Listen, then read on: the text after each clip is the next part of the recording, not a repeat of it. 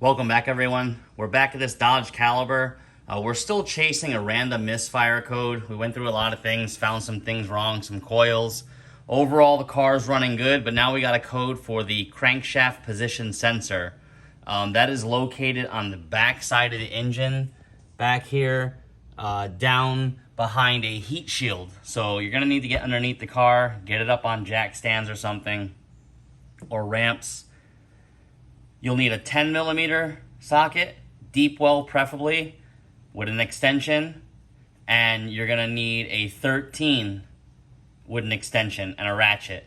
The first thing we're gonna wanna do is come up to the top here, and that first bolt right there, that's part of the heat shield, take that bolt out, and then we'll go underneath. And that's right by the engine lifting sling there. There's the exhaust manifold and the top of the engine. All right, so we've loosened it. It's a 10 millimeter nut there. So you're gonna wanna just take that all the way off, and then that'll free up the top part of this heat shield, and we gotta go down below after that. Okay, we are underneath the car. This is the passenger side axle. We've got a little oil leak we see up there on the cam phase sensor there, or the position sensor. That's new, so maybe the O-ring's leaking. We'll take a look at that later. The main thing we wanna get to here is this heat shield back here. I'm gonna try and get up there and show you guys if we can.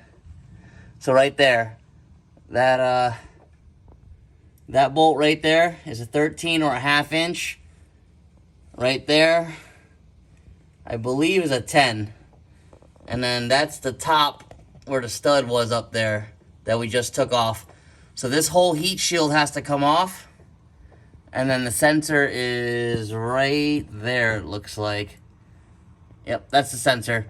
And it just makes it much easier to get that sensor out. So remove these bolts and we'll pull this shield down. Okay, we unplugged the sensor for clarity, but as you can see, you can leave the heat shield hooked up, just move it out of the way. That's the sensor there. We can tell it's bad because we have oil on the plug, and that usually means that the sensor itself back there has gone bad. So as you see all that oil back there, it's a 10 millimeter. We'll back it out, pull it out, take a look at it, and swap a new sensor in.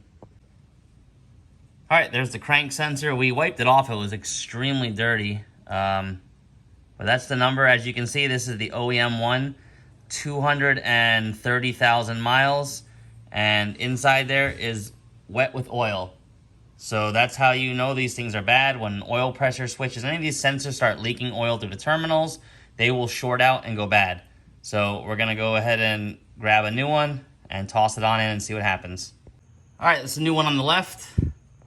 It's the old one on the right. They look exactly the same, except this one doesn't have paint marks because this is aftermarket. We're gonna get down there and just swap it back in. All right, we're back under just to give you reference. That's the hole it comes out of right there. Those are the bolt holes that you're taking stuff out of, the bolts for the heat shield.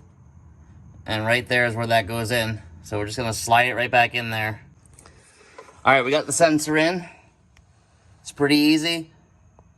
Make sure you clean that connector off right there that plugs into it. You don't want no oil on it, no grease, and you want to potentially put a little bit of dielectric grease on this plug and pack it back up in there. Plug it back in and put the heat shield back on.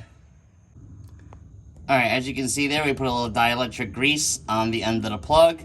Hopefully that will prevent any oil contamination again, and we'll just plug it back into the sensor in there. All right, we got the heat shield back up there. Everything's good. And we will now go ahead and go up top and put on that other 10 millimeter nut on that stud. We'll start it up, check the codes, and see what happens. All right, we are in the car. The check engine light is still on. We are doing a full vehicle scan here, and we'll come back once all the control modules are done. All right, we got the codes pulled up.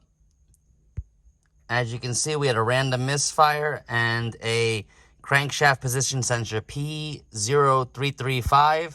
We're going to go ahead and erase these codes.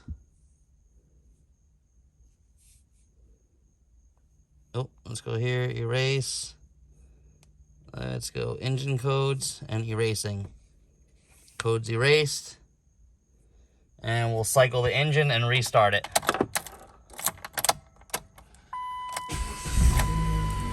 The check engine light is off. We're gonna go for a test drive and we'll come back and see what happens.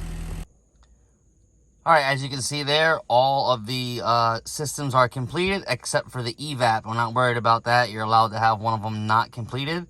But misfire was the one that was tripping off.